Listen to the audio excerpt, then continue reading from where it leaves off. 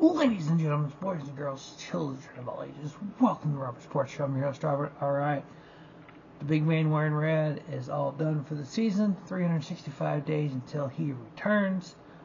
We did take off Christmas from doing our videos here. So today we are technically 51 days away from the 2026 Daytona 500. Next hurdle is going to be the New Year's, and then we are just downhill at that point to the Clash at Bowman Gray, and then we are 2 weeks away from, at that point, the Daytona 500.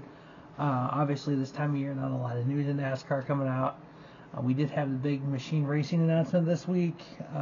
Patrick Stivoni driving that right. I know a lot of people are kind of crapping on him and saying unless he does exactly what Nick Sanchez did last year, then it's a waste. I mean, NASCAR is all about the money, and if you bring sponsorship versus a driver who doesn't have sponsorship, you can't run these cars without money and without sponsorship. So, agree or disagree with the move. We'll see what happens. Can't compare him to Nick Sanchez. Nick Sanchez is a unique talent.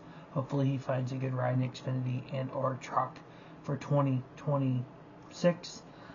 I know there's one Ram still available. Don't know what the plan is with that one. I know the 25 would be the All-Star truck, but I can't remember which number is available right now. 14, no.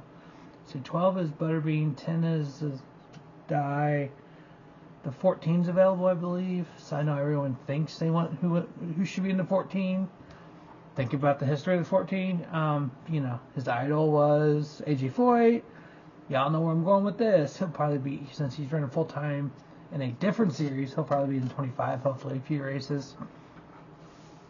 So hopefully he can do some burnouts and have some smoke.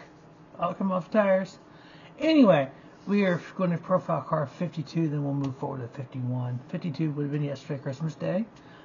Again, took some time off because of the big man coming down and spent some time with family and whatnot. And alright, so car number 52, 745 races in the Cup Series, 2 wins, 11 top 5, 60 top 10s, 1 pole. Now, when I hear the 52, the first thing I think of, as you'll see the picture, was Jimmy Means and an Alka-Seltzer number 52.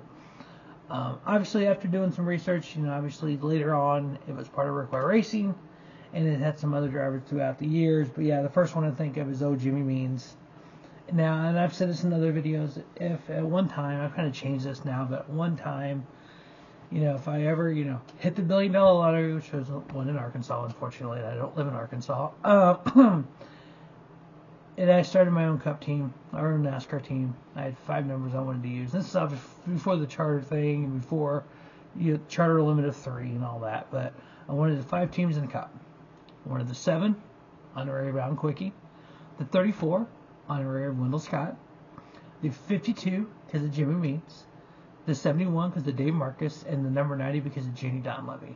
And what all these numbers have in common, they were all single car owner drivers, except for the 90 of Jenny Donlevy. But still, it was a small team, single car, and the 90 gave drivers a chance. It helped bring in the Ken Schratters of the world, the Jody Ridleys of the world in the Cup Series.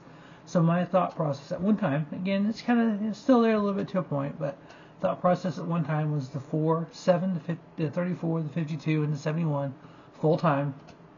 The 90 would be that kind of all-star, not even an all-star car, but kind of that car that I can give a younger driver a chance to run a few races and kind of the Jenny Donlevy effect, basically. And obviously I've never won the $1 billion lottery, so that's just one of those, daydream, pipe dream kind of deals.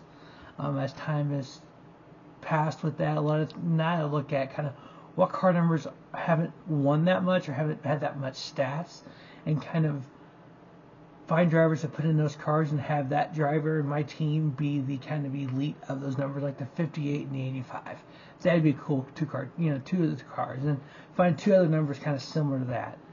And then as kind of that, brain thing of daydreaming, kind of, how hard it would be to start a team from scratch and do all that is partner with somebody, Colic or Junior Motorsports or somebody like that, invest in their team, expand it to all the series and stuff. So I don't know how many people daydream like that, but I do sometimes. But 83 different drivers have driven the number 52 in Cup. 2 different winners. First race was September 11th, 1949, the first year of NASCAR. The last race for the 52 in the Cup Series was November 7th, 2021. So it's been about 4 years since we saw the 52. 306 times it was Chevrolet, 256 to Pontiac, and I believe Jimmy Means had Pontiac and Chevy most of the time. Ford 151, Buick 29, Plymouth 14, Hudson 10, Oldsmobile 10, Toyota 6, Mercury 3, Dodge and Kaiser each with 1. Of course, Jimmy Means the most races in the number 52 in Cup, 446, 17 top 10s, 23.1 average finish. It's actually not bad at that time, that era of NASCAR, for a team like Jimmy Means to average finish in the top 20s and 23-ish. That's not too bad at all. Ed Trevette, 57 starts, 9 top 10s, average finish of 18.1. Josh Volicki, 38 starts, 1 top 10, average finish 31.3. Earl Ross, 25 starts, 1 win, 5 top 5s, 10 top 10s, average finish 15.4. Bob Walden, 10 starts, 1 top 5, 6 top 10s, average finish 14.0. J.J. Yeley, 9 starts, average finish 28.8. Neil Cole, 5 starts, 1 win, 3 top 5s, 3 top 10s, average finish 10.0. On the Xfinity side, 618 starts in the Xfinity Series for the number 52. 3 wins, 16 top 10s. 3 wins, 16 top 5s, 33 top 10s, 70 different drivers with 2 different winners. First race February 19th, 1983. Last race October 30th, 2021. Joey Gase, the most starts, 166 with 1 top 5, 3 top 10s, average finish 28.6. David Starr, 66 starts, average finish 26.2. Ken Schrader, 58 starts, 2 wins, 11 top 5s, 21 top 10s, average finish of 18.2. Now, when I think of Kenny Schrader in the 52, that was it, Federlight? I think what was the name of that? What was the sponsor? I can't even think of the sponsor on that. It was an auto parts store. I remember that. And he ran Xfinity, and he ran truck with it. It's kind of his own personal car. And I think he still does dirt stuff right now with it, the 52. Brad Teague, 51 starts, average finish 37.4. Kevin LePage, 35 starts, average finish 33.1. Cody Vanderwald, 30 starts, average finish 28.3.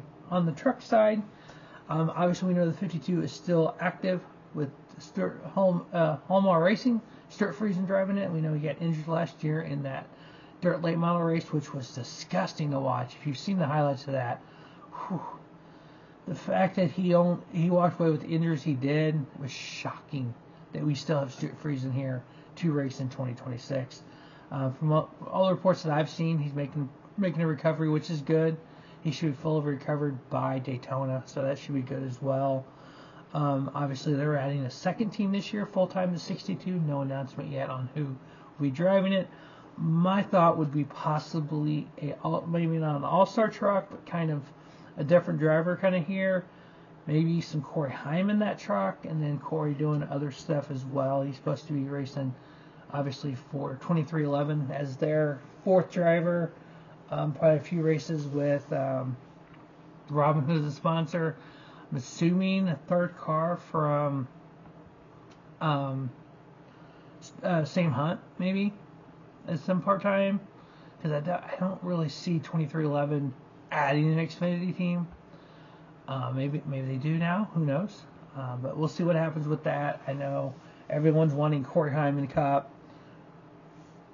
Pull the reins back. He's a young kid. Let's see how he develops.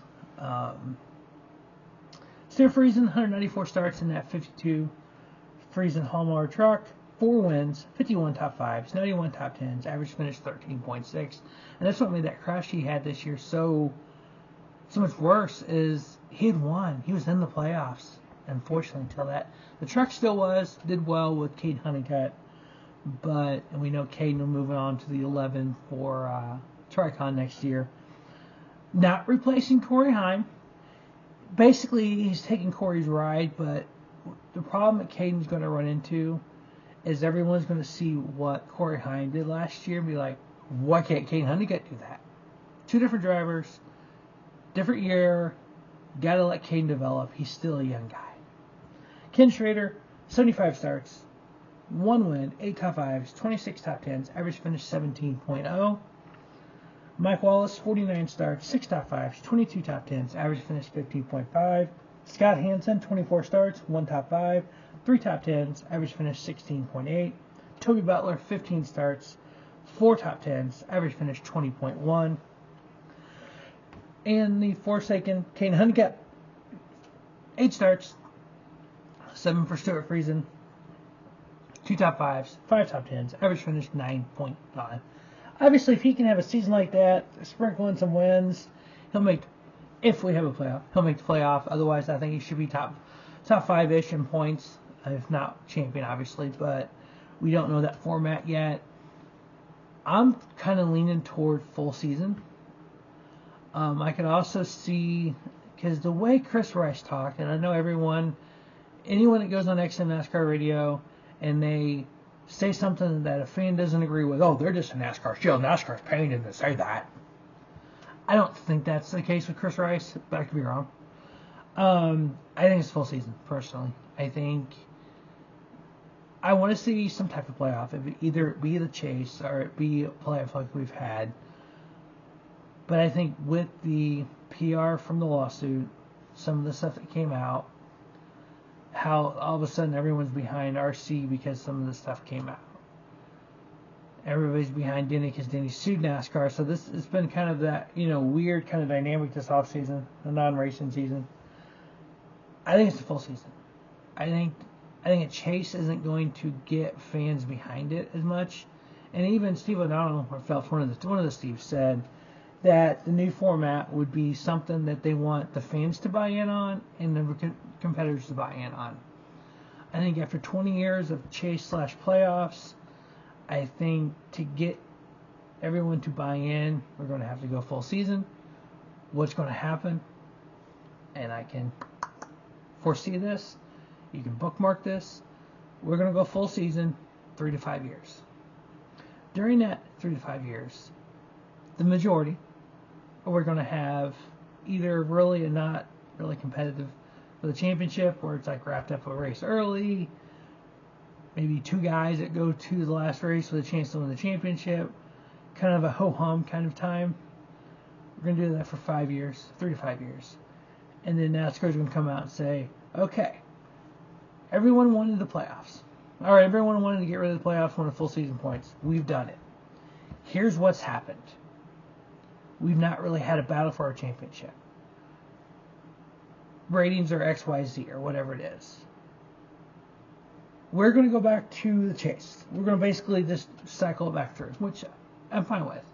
Again, I'm pro playoff, but I understand what people want to see. They think, because, these quote IROC cars, and I use quotations because I don't believe that at all. Every team sets their own car up, but these cars are closer than ever before, that we wouldn't have that. I'm sorry. Season 1, technically, if you go back and look at overall points, which is one stat, you're not looking at wins, you're not looking at consistency. Championship is based on, the old non-playoff is one stat, points. You don't have to have wins, top 5s, top 10s to get points. You don't have to be consistent to get points. But, hey, let's not look at facts. Let's look at, we don't like playoffs. But as I proceed here, first year, 2022, there would have been, if there were no playoffs, 0 battle for the championship. Chase would have won 1 race left. 2023, I think there would have been a small battle. 24 and 25. 2025 would have been the closest. But we've also seen championships throughout the history of this sport. Everyone goes back to 92. Okay, cool. You picked 1 year out of 29 with the Ladford system to go and say, this is why we don't need playoffs. What about the other 28? I bet you anything, you do some statistical work, you'll figure out that half of those were won with at least 1 race left.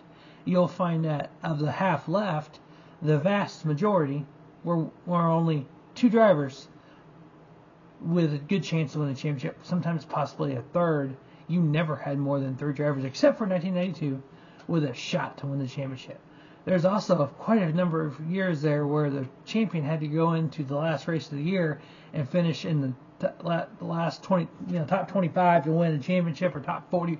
There was one year Jeff Gordon had to finish 41st. There was 42 cars in the field. So yeah, you're going to see that if you look at the history of the sport. But anyway, I digress. We'll find out hopefully the first of the year. We'll talk about it. We'll dissect it. We'll spend ever how long, 40 days, saying how bad it is, saying how good it is, start Daytona, and all go out the window. But anyway, we are 51 days away from the 2026 Daytona 500. Make sure you check out day 104, profile car number 104, through car number 51, which will be up next. As always, thanks for watching the Robert Sports Show. Don't just have a great day. Have a spiffy day. Robert Sports Show, your YouTube leader, sports channel content.